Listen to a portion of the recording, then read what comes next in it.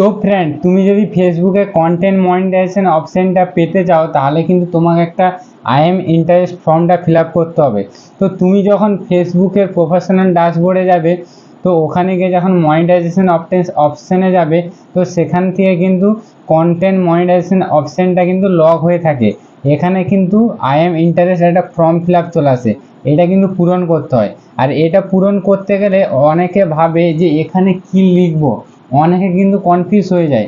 তো ওখানে কি লিখতে হবে সেই লেখাটা কিন্তু আমি তোমাদের দেখাবো। তো চলো ভিডিও স্টার্ট করছি। তো ফ্রেন্ড, তোমরা কি করবে, তোমরা প্রথমে ফেসবুকে চলে যাবে।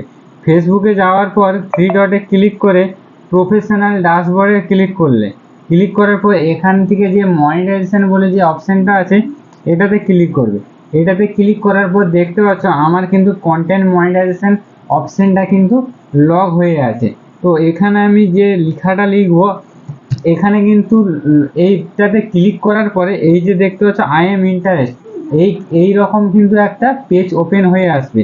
এই যখন আই এম ইন্টারেস্ট অপশানটা চলে আসবে, এই যে দেখতে পাচ্ছ বক্স, এই বক্সের ভেতরে কিন্তু লেখার আছে যে তুমি ফেসবুককে তোমাকে জানাতে হবে যে তুমি কন্টেন্ট মনিটাইজেশন অপশানটা কিসের জন্য পেতে চাইছো।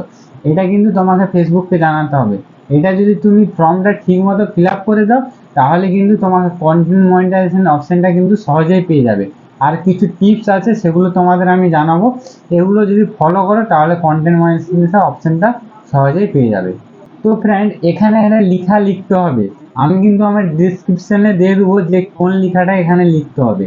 আমি আমি দিয়ে দেওয়ার পর তোমরা কিন্তু লেখাটা ওখান থেকে কপি করে ঠিক একইভাবে লিখে দিও।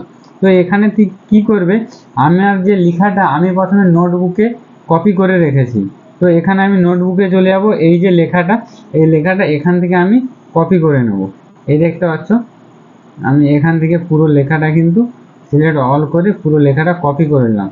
কপি করে নেওয়ার পরে এই যে বক্সটা দেখতে পাচ্ছ, এই বক্সে কিন্তু এটাকে তুমি পেস্ট করে দিবে। পেস্ট করে দেওয়ার পরে এই যে সাবমিট ইন্টারেস্ট আছে, এইটা কিন্তু তোমাকে সাবমিট করে দিতে হবে।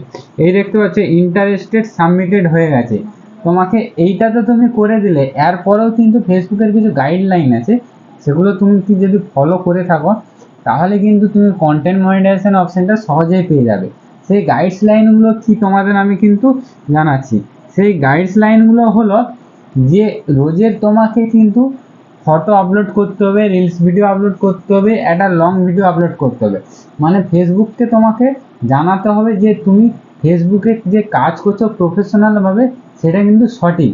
আর এই জিনিসগুলো যদি তুমি রোজের করতে থাকো তাহলে দেখবে কয়েক দিনের মধ্যে কিন্তু কন্টেন্ট মনিটাইজেশন অপশানটা পেয়ে যাবে।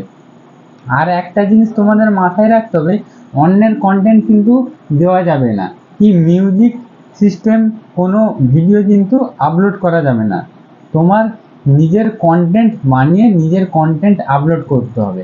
আর নিজের কন্টেন্ট রেগুলার যখন তুমি আপলোড করবে দেখবে 14 দিন 15 দিন কি 1 মাস এর মধ্যে কিন্তু তুমি কন্টেন্ট মনিটাইজেশন অপশানটা পেয়ে যাবে।